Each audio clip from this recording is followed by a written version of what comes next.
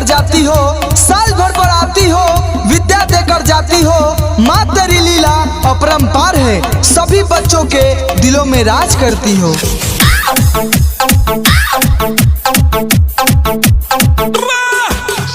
हम पढ़ने लिखने में कमजोर है मैया, हम पे थोड़ा दया करना। हम पढ़ने लिखने में कमजोर है मैया, हम पे थोड़ा दया करना। अगर इस छोटे बच्चे से कोई गलती हो, माँ मुझे क्षमा करना, माँ मुझे क्षमा करना। Bajrang recording studio अपाहर।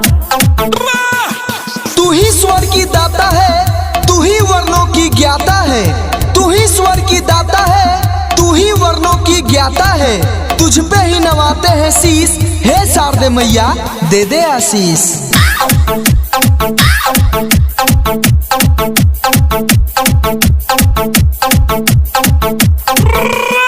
मेरे अंदर ज्ञान का सागर भर जाए, मेरे अंदर ज्ञान का सागर भर जाए। माँ तेरा बेटा सड़क का पत्थर है, माँ तेरा बेटा सड़क का पत्थर है। कुछ ऐसा कर दो कि ये पत्थर आगे चलकर कोहिनूर बन जाए।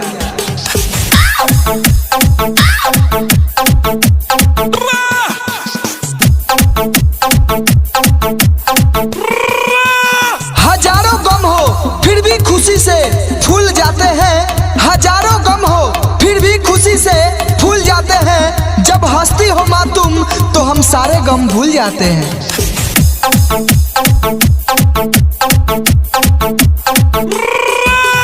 हम ब्रह्मचारी हैं गुरु, हम पे माँ शारदे का साथ है।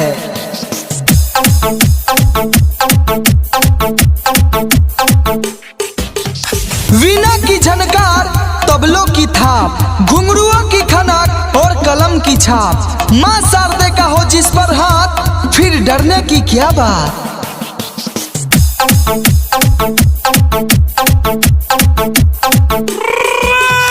माँ वो सितारा है जिसकी गोद में जाने के लिए हर कोई तरसता है। जो माँ को नहीं पूजते वो जिंदगी भर जन्नत को तरसता है।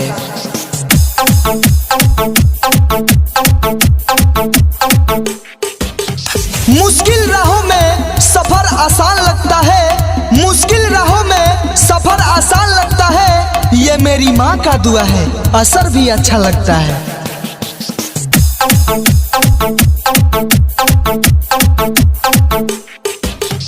ऊपर जिसका अंत नहीं उसे आसमान कहते हैं, ऊपर जिसका अंत नहीं उसे आसमान कहते हैं। इस जहां में जिसका अंत नहीं उसे माँ शारदे कहते हैं।